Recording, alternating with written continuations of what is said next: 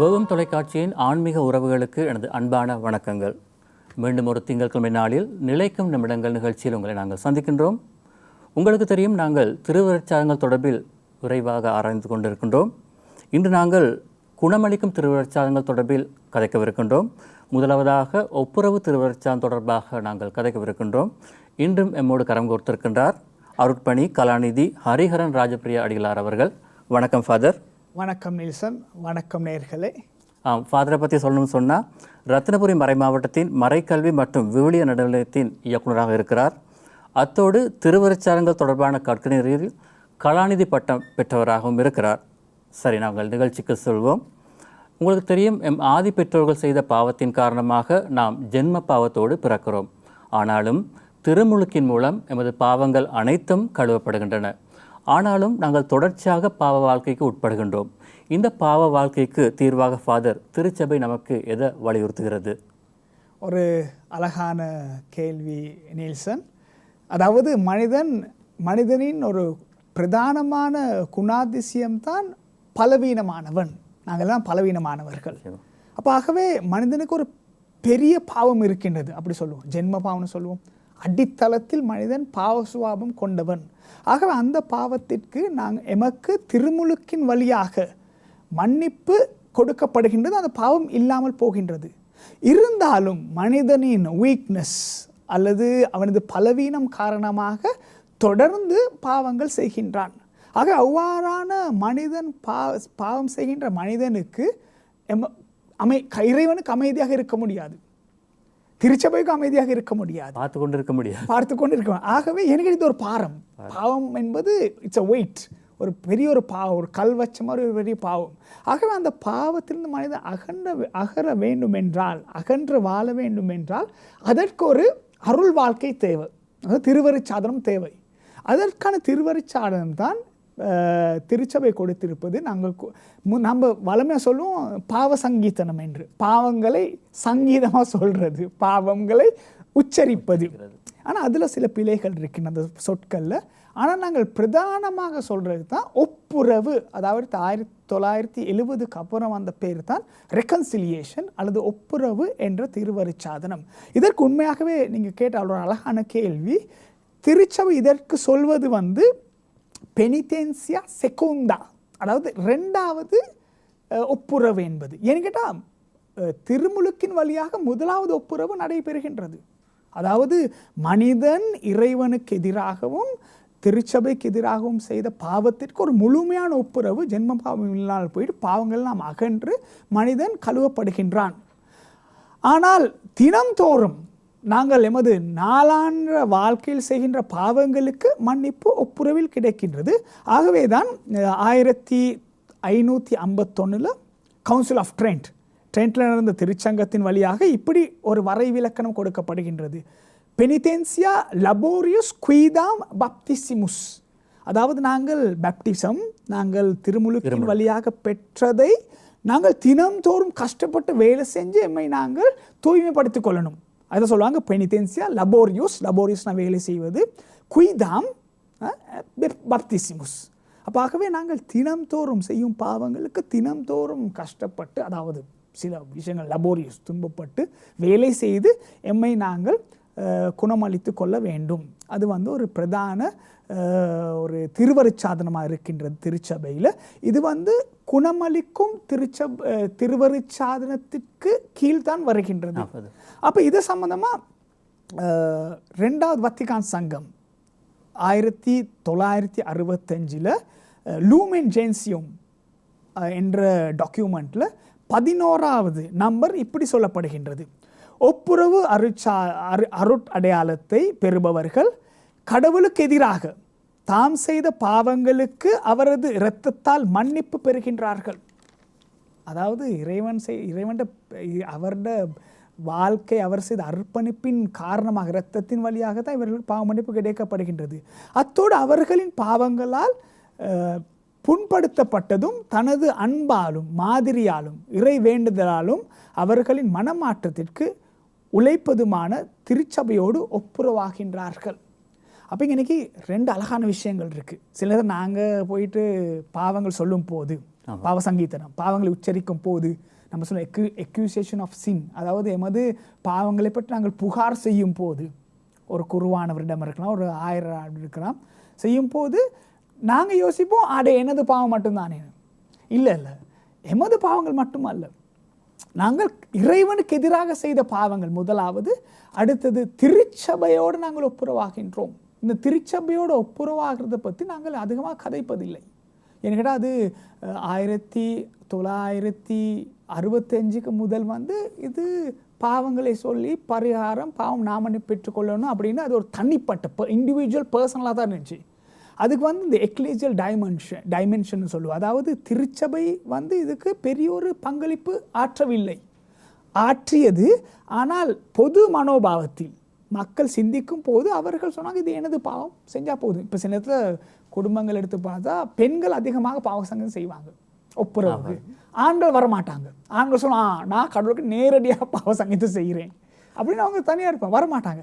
அப்போ அங்கே ஒரு பெரிய பிரச்சனை இருக்குது. என்னது, கடவுளோட ஒப்புரவு ஓகே, ஆனால் திருச்சபையோடு, அதாவது நீங்கள் இது சரி ஒரு பாவம் செய்தால் நீங்கள் அது சொல்லுங்க டபுள் செப்பரேஷன், 2 வகையான பிரிவுகள் அல்லது முறிவுகள், பிளவுகள் ஏற்படும். அதாவது நாங்கள் பாவம் செய்யும் போது ஒரு மனிதன் 2 வகை பிளவுகளை ஏற்படுத்துகின்றான். ஒன்று கிறிஸ்துவுக்கு எதிரான பிளவு, அதுக்கு நாங்கள் சொல்லுவோம் லத்தீன் மொழியில் கிறிஸ்துஸ் காபித்திஸ், இன் பெர்சோனா கிறிஸ்டி காபித்திஸ், அதாவது இயேசுக்கு எதிரான பாவம், கடவுளுக்கு எதிரான பாவம். அடுத்தது நாங்கள் சொல்லுவோம் இன் பெர்சோனா கிறிஸ்டி கார்புஸ், அதாவது கிறிஸ்துவின் உடலுக்கு எதிரான பாவம். அந்த உடலுக்கு எதிரான பாவம்னா எம்மது சரீரம் அல்ல, கிறிஸ்துவ திருச்சபை, அவை கிறிஸ்துவின் உடல். அப்போ அதற்கு எதிரான பாவமும் இங்கு நடைபெறுகின்றது. ஆகவே இந்த ஒப்புரவு, நான் பாவ சங்கீதம் என்று சொல்ல பாவிக்க விரும்பல, அதுக்கு அழகானது ஒப்புரவு என்பது. நாமல் ஒப்புரவு பாவம் செய்தவுடன் ஒரு முறிவு, ஒரு பிளவு, ஒரு பிரிவு ஏற்படுகின்றது பாவத்தின் விளைவாக. அதை நாங்கள் நிவர்த்தி செய்து கொள்ள வேண்டும் என்றால் நாங்கள் கிறிஸ்துவுடன் ஒப்புரவாகணும், அதே நேரத்தில் திருச்சபையுடன் ஒப்புரவாகணும். அப்போ ஒப்புரவு சம்பந்தமாக பொதுவான வரைவு இலக்கணம் இதுன்னு சொல்லலாம். ஃபாதர், இந்த ஒப்புரவு திருவிழாச்சாரம் சம்பந்தமாக திருவிழியத்தில் சொல்லப்படுற விஷயங்களை பற்றி நம்ம சற்று கதைப்போம்னு சொன்னால் எப்படி இருக்கும் ஃபாதர்? வெரி குட், நல்ல கேள்வி நீல்சன். எனக்கு கேட்டால் நாங்கள் பேசும்போது, இறையியல் சம்பந்தமாக பேசும்போது திருவிவிலியம் தான் அடித்தளமாக இருக்கணும். சில விஷயங்கள் இப்போ நானும் கேட்கும் போது நானும் கேட்பேன், இப்போ இந்த சொல்கிற விஷயம் பைபிள் இருக்கா? சிலது இருக்கவும் இருக்காது. சிலர்கள் சிலர் பேசும்போது தனக்கு வாய்க்கு வந்ததெல்லாம் சொல்லுவாங்க, எடுத்து விடுறாங்களா? எடுத்து விடுவாங்க. அதுக்கப்புறம் தேடி பார்த்தா பைபிள் இல்லை. நாங்கள் எனக்கு யாருன்னு சொல்ல விரும்பல, யாரையும் குறிப்பிடவில்லை ஒரு எந்த குழுவையும். ஆனால் பேசும்போது, நம்ம இறையியல் சம்பந்தம் பேசும்போது அதுக்கு இது இப்போ நான் சொன்னேன்னா கிறிஸ்துவோட பிளவு ஏற்படுகின்றது, அதாவது இறைவனோட கிறிஸ்தவ திருச்சபையோட பிளவு ஏற்படும். அப்போ கேட்கணும், நாம் கேட்கணும் இது எங்கே பைபிள் இருக்குது? ஓகே, இது ரோமியருக்கு புனித பாவுலும் புனித சின்னப்பர் ரோமியருக்கு 6வது அதிகாரத்தில் 3-5 வரை அழகான ஒரு விஷயம் இருக்குது. இதை நான் வாசிக்கிறேன். அதாவது திருமுழுக்கினால் கிறிஸ்து இயேசுவோடு இணைந்திருக்கும் நாம் அனைவரும் அவருடைய சாவிலும் அவரோடு இணைந்திருக்கின்றோம் என்பது உங்களுக்கு தெரியாதா? புனித பவுல் நல்ல ஒரு கேள்வி கேட்கிறார். அதாவது நாங்கள் திருமுழுக்கு பெறும்போது நாங்கள் கிறிஸ்துவின் சாவில் இணைந்து இருக்கின்றோம் என்பது உங்களுக்கு தெரியாதான்னு கேட்குறாரு. ஏன்னு கேட்டால் அவங்களுக்கு ரோமியலுக்கு தெரியாது, இது அதான் கேட்குறாரு தெரியாதான்னு. சொல்லி கொடுத்துருப்பாங்க, மறந்துருப்பாங்க. அப்படின்னு சொல்லும்போது இறந்த கிறிஸ்துவை மாட்சி மிகுந்த தந்தை உயிர்த்தெழ செய்தார். இது மிஸ்ட்ரி ஆஃப் ஃபெய்த் நம்ம சொல்லுவேன். அதாவது இது நமது விசுவாசத்தின் மறைப்பொருளை சொல்லியிருக்கிறார். அப்போ நாங்கள் திருமுழுக்கு பெறும்போது கிறிஸ்துவின் இறப்பில் இறக்கின்றோம். கிறிஸ்துவின் தந்தை அவர் உயிர்த்தெழ செய்தார். ஆகவே அவ்வாறு நாமும் புது வாழ்வு பெற்றவர்களாய் வாழும்படி திருமுழுக்கின் வழியாய் அவரோடு அடக்கம் செய்யப்பட்டோம். ஓகே, அது முடிச்சு சொல்றார், அவர் இறந்தது போலவே நாமும் அவரோடு ஒன்றித்து இறந்தோம் எனில் அவரது உயிர் பெழுந்த போலவே நாமும் அவரோடு ஒன்றித்து உயிர் தெழுவோம். நாம் இனிமேல் பாவத்துக்கு அடிமைகளாய் இராதபடி அவருடைய பழைய மனித இயல்பு அவரோடு சிலுவையில் அறையப்பட்டிருக்கின்றது. இவ்வாறு பாவத்துக்கு உட்பட்டிருந்த நம் இயல்பு அழிந்து போகும், இது நமக்கு தெரியும்.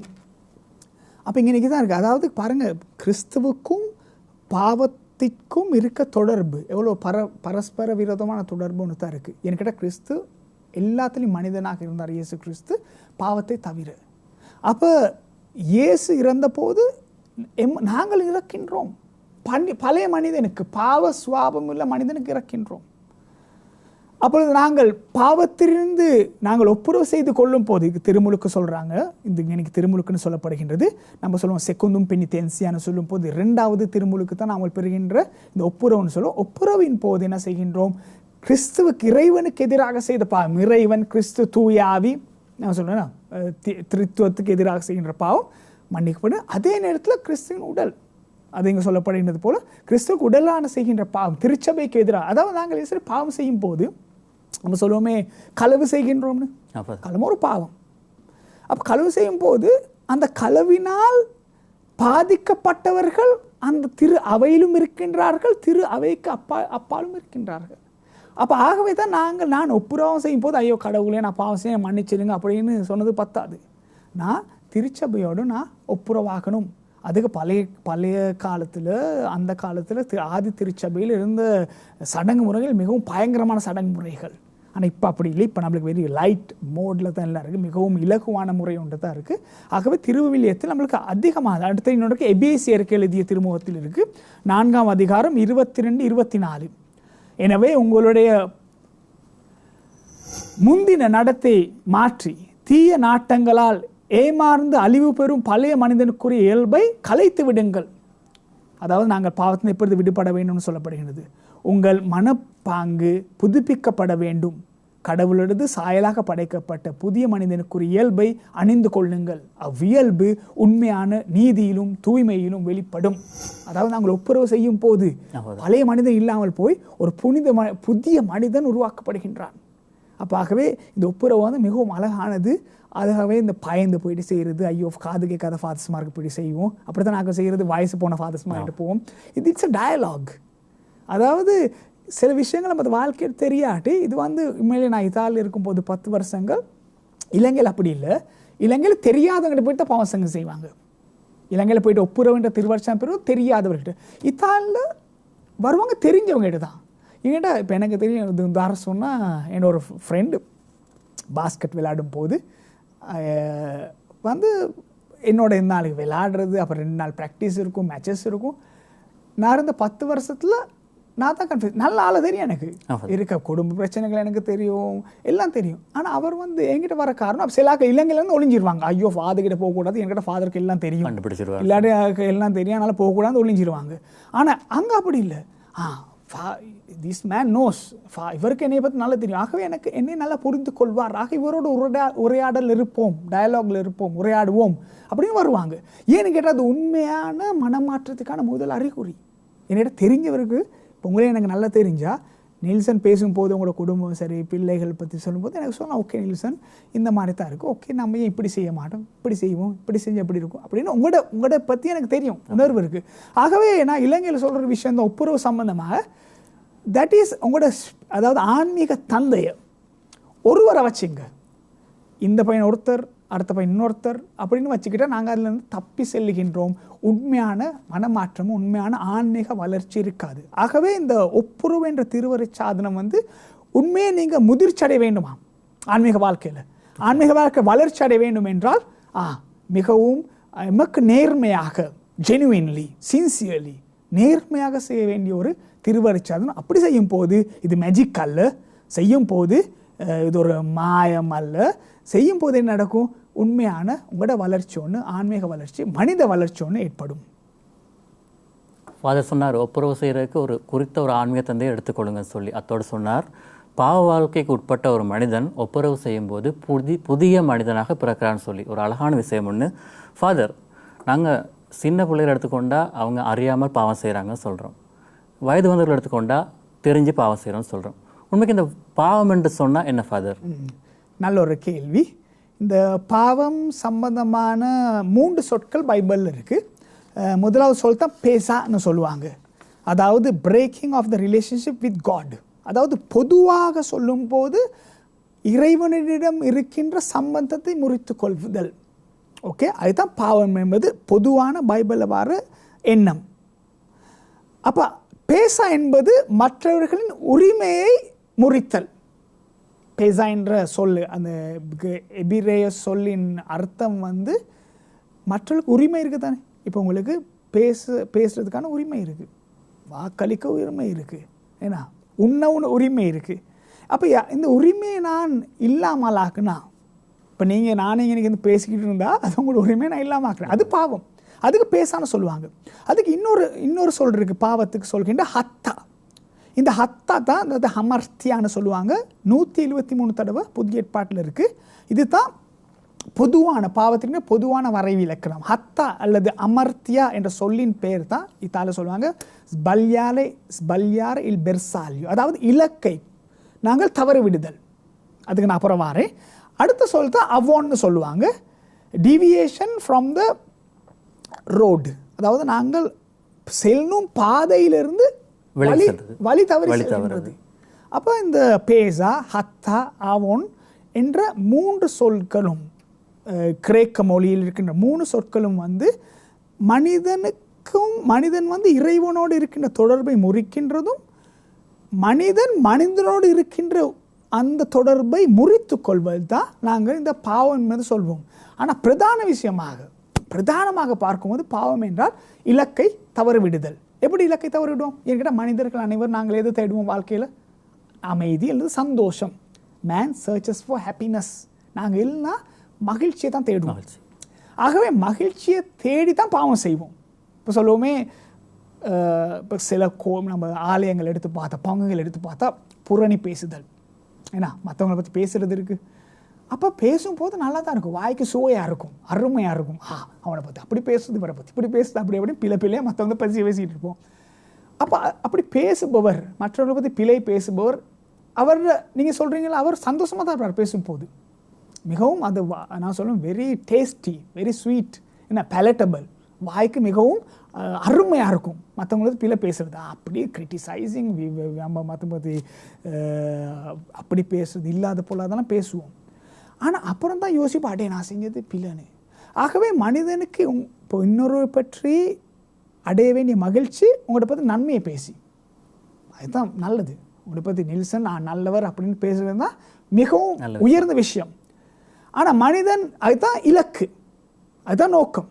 இலக்கை தவற விடுதல், மிஸ்ஸிங் த டார்கெட், ஸ்பல்யாரில் பெர்சாலியோ, எங்கே அவங்கள பற்றி பிள்ளை பேசுறது.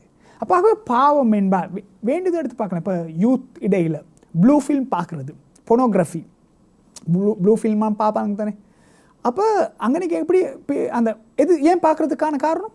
மகிழ்ச்சியை தேடி ஏதாவது அந்த எல்லாத்தையும் சொல்லுவேன். ப்ளூ ஃபில்ம் பார்க்குறது, குடிப்பழக்கம். ஏன் ஒரு மனிதன் குடிக்கிறது? சந்தோஷமாக இருக்கு. சிகரெட் குடிக்கிறது, இல்லாட்டி இப்போ இருக்க நாங்கள் எடுத்த எல்லா ட்ரக்ஸையும் எடுத்து பார்த்தா, ட்ரக்ஸ் எடுத்து பார்த்தா என்ன நடக்கும்? இந்த ஸ்கூல் போகிறவங்க எல்லாம் என்ன செய்கிறது, இந்த மாதிரி செய்து, ஆனால் சந்தோஷமாக இருக்குன்றதுக்காக தானே. அப்போ ஆகவே சந்தோஷமாக இருப்பதற்கு இதான் ஒரே வழி.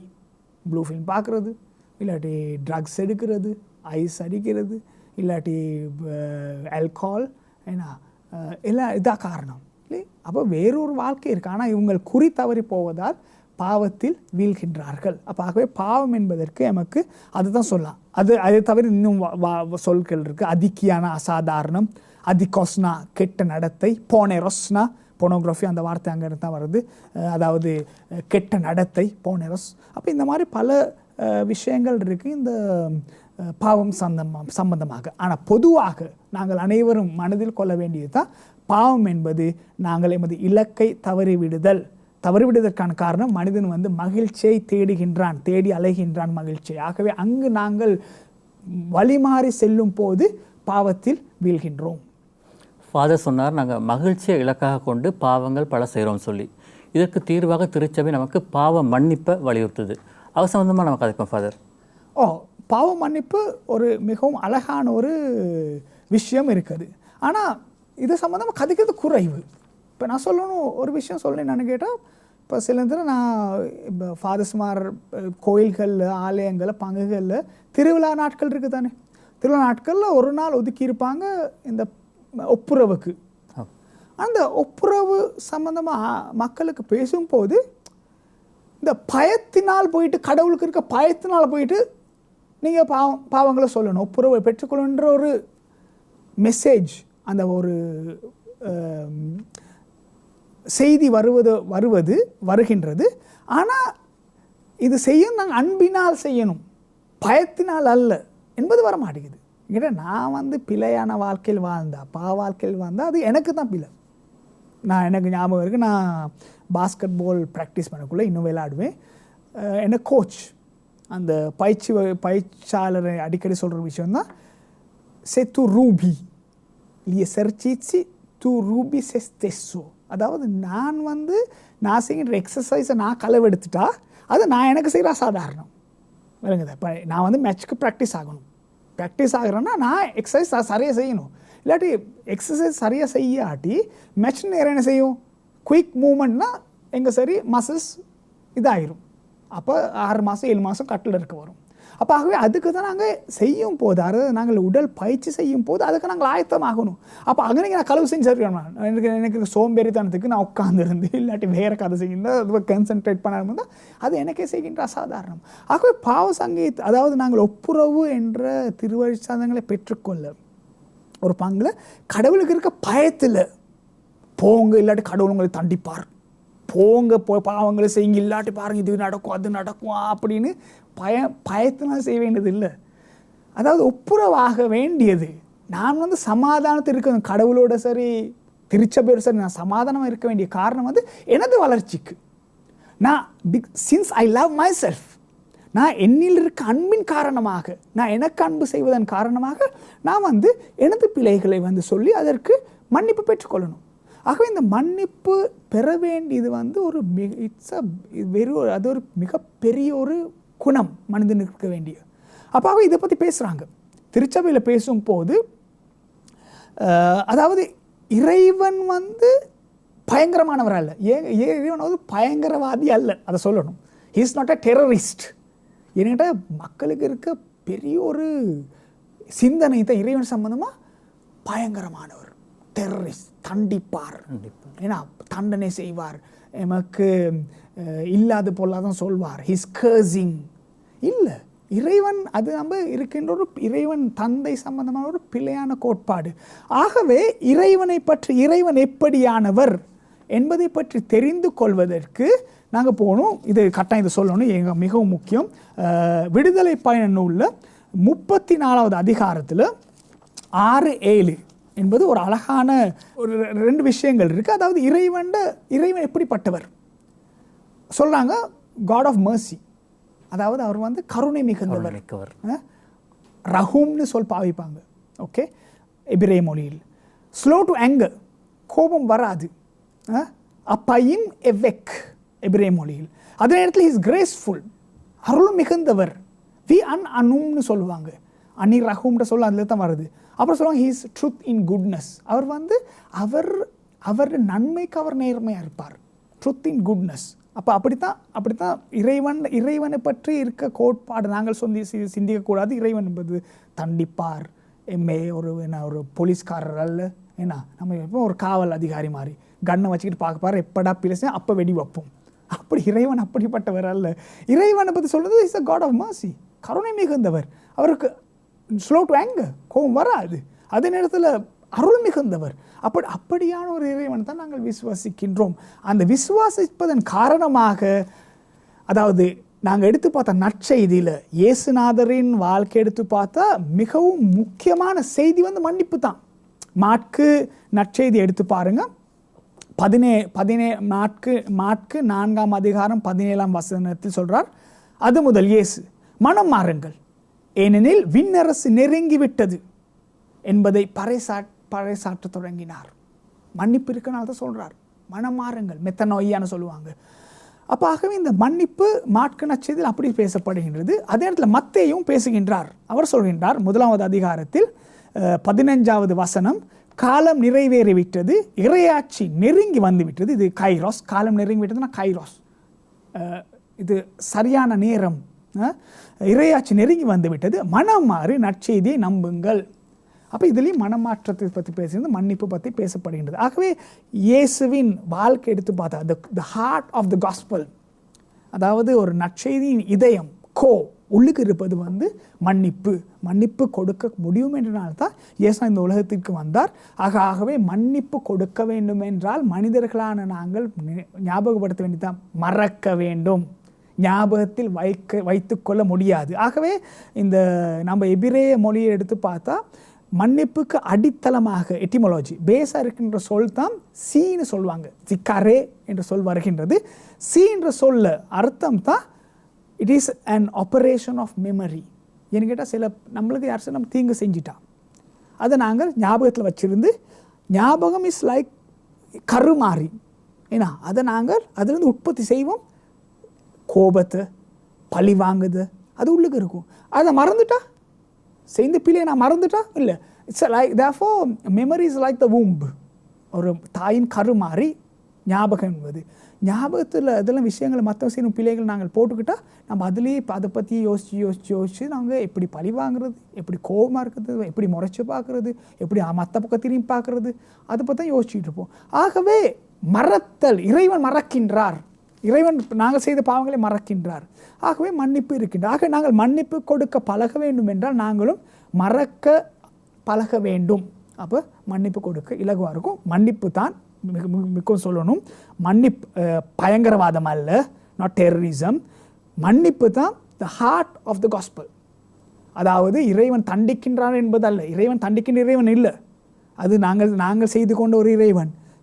நாம் எமக்கு தண்டிக்கலே இலகுவாக இருக்கும். ஆனால் இறைவன் மன்னிப்பு கொடுப்பார். அதை நாங்கள் உறுதியாக நம்பணும். அதுதான் நற்செய்தியில் இருக்கின்றது. ஆம் நேயர்களே, நாங்கள் ஒப்புரவு திருவருட்சாதனம் தொடர்பாக அழகான பல விஷயங்களை ஃபாதர்ட்டிருந்து பெற்றுக்கொண்டோம். ஃபாதர், இந்த ஒப்புரவு திருவருட்சாதனத்தை நாங்கள் சரியான முறையில் ஆலயங்களில் பெற்றுக்கொள்வது எப்படி? இது ஒரு நல்ல கேள்வி. ஏன்னு கேட்டால் இப்போதைக்கு இருக்க நடைமுறையில் இருக்க பழக்கம் தான் நாங்கள் சொல்கின்றோம் கொன்ஃபெஸ்ஸியோ, அதாவது நாங்கள் பாவங்களை சொல்வது, அதே நேரத்தில் அப்சல்யூஷன், பாவத்துக்கு அந்த குருவானவர் மன்னிப்பு கொடுப்பார். திருச்சபை நிர்வகிக்கின்ற குருவானவர் இறைவன் நிர்வகித்து அவர் மன்னிப்பு கொடுக்கிறார். 2 தான் இருக்குது. ஆனால் ஒரு ஒப்புரவை பெற்றுக்கொள்வதற்கு 4 படிமுறைகள் இருக்குது. அதை முதலாவது நான் சொல்லுவோம் கொன்வெர்சியோ, அதாவது நாங்கள் பாவங்களை சரியாக சிந்தித்து பாவங்களை உச்சரிப்பதற்கு முன், அக்யூசேஷன் ஆஃப் சின், பாவங்களை பற்றி புகார் செய்வதற்கு முன் குருவானோட போயிட்டு சென்று அது நானே எனக்கு ஒரு மனமாற்றம் தேவை, கொன்வெர்சியோன்னு லத்தீன் மொழியை சொல்லுவாங்க. அதுதான் முதல், நானே மனமாறி தான் அங்கே போவேன், இது நீ திருப்பி செய்ய மாட்டேன்னு. 2வது கொன்ட்ரிட்சியோ, அப்போ அங்கனைக்கு இருக்கு நான் பிரமாணிக்கமாக இருக்கணும், நான் உறுதியாக பிரமாணிக்கம் செய்ய வேண்டும், உறுதியாக சொல்ல வேண்டும், இந்த பாவத்தை திருப்பி செய்ய மாட்டேன்னு. அதுக்கப்புறம் தான் இருக்குது கொன்ஃபெஸ்ஸியோ, அதாவது நான் சொல்லுவோம் கொன்வெர்சியோ, கொன்ட்ரிட்சியோ, கொன்ஃபெஸ்ஸியோ. 3வது நான் பாவங்களை சொல்ல வேண்டும், எல்லா பாவங்களையும் சொல்லணும். இறுதியாக தான் நம்ம சொல்லுவோம் சட்டிஸ்ஃபேக்சியோன்னு சொல்லுவோம், சாட்டிஸ்ஃபேக்ஷன், திருப்தி. அப்போ ஆரம்ப காலத்தில் இப்படி தான் இருந்துச்சு, கொன்வெர்சியோ, கொன்ட்ரிட்சியோ, கொன்ஃபெஸ்ஸியோ, சாட்டிஸ்ஃபேக்சியோ, அப்புறம் தான் கொன்ஃபெஸ்ஸியோ. ஆனால் அப்புறம் நம்ம டைம் இல்லை நம்மளுக்கு வரலாறு பற்றி பேசுவதற்கு. ஆனால் வரலாற்றில் முந்தி காலத்தில் நானே பாவங்களை பற்றி மனம் மாறி மெத்தனோய்யா, அதுக்கப்புறம் அதுக்கான மனம் வருந்தணும், அதுக்கப்புறம் நான் என்ன சரி ஒரு விஷயத்தை செய்யணும் தனியாக, அதில் திருப்தி வருவதற்கு, நான் இந்த பாவம் செய்ய இது திருப்தி. அந்த நேரத்தில் தான் அவங்க சில இதில் அந்த காலத்தில் ஆக்கள் இந்த திருப்பயணிகளில் போவாங்க, யாத்திரைகள் போய் செல்வார்கள், அது தனக்கு திருப்தி ஏற்படுத்தி கொடுக்கு. அதெல்லாம் முடிஞ்சவொன்னு தான் வருவார்கள் அந்த பாவத்தை பற்றி பேசுவதற்கு. ஆகவே இந்த பழக்க வழக்கம் நாங்கள் திருச்சபையில் மீண்டும் எடுக்க வேண்டும். இதை எடுக்காட்டி நாங்கள் செய்யும் ஒப்புரவு உச்சரிக்கும் பாவங்களுக்கு எந்தவித அர்த்தமும் இல்லை. சும்மா அது ஒரு வருஷத்துக்கு ஒருக்கா போயிட்டு அல்லது நம்ம தேவைப்படும் போது சொல்லிட்டு வரதா தான் இருக்கும். ஆனால் இதுக்கு உண்மையிலே நாங்கள் திருப்பி பாவம் செய்கிறது வேறு கதை. திருப்பி நாங்கள் பலவீனர்கள் என்றதில் நாங்கள் பாவத்தில் விழுவோம். ஆனால் அந்த செய்த பாவங்களை திருச்சபையில் 7 பாவங்கள் இருக்குது, அந்த பாவங்கள் செய்தால் அந்த முறிவு ஏற்படும், கடவுளோட முறிவு ஏற்படும், திருச்சபையோட முறிவு ஏற்படும். அப்போ அந்த பாவங்கள் சம்பந்தமாக உண்மையாக மனமாற்றம் தேவை, வருத்தம் தேவை, மனம் வருந்த வேண்டும். அதே நேரத்தில் அதுக்கான நாங்கள் திருப்தி அடைய என்ன செய்ய வேண்டும். இறுதியாக நாங்கள் பாவங்களை உச்சரிக்க வேண்டும். உச்சரித்த பின் அதுக்கான மன்னிப்பை திருச்சபை அந்த நிர்வகிக்கின்ற குருவானவர் அல்லது கடவுளை நிர்வகிக்கின்ற குருவானவர் பெற்றுக்கொள்ளணும். அப்போ இப்படியான ஒரு டைமென்ஷன் இந்த மாதிரி ஒன்று உள்ளுக்கு வந்தால் அழகான ஒரு ஒப்புரவை செய்து கொள்ளலாம். ஃபாதர், இன்றைய தினம் ஒப்புரவு திருவிழாச்சாரம் தொடர்பாக அழகான பல விஷயங்களை உங்களுக்கு தந்தீங்க. உங்களுக்கு நாங்கள் நன்றியை தெரிவித்துக் கொள்கிறோம் ஃபாதர். நன்றி நெல்சன், நன்றி நேயர்களே. மீண்டும் மற்றொரு நிகழ்ச்சியில் உங்களை சந்திக்கும் வரை உங்களிடமிருந்து விடைபெறுவது எஸ்.எச். நெல்சன். உங்களுக்கு இயேசுவின் ஆசிகள்.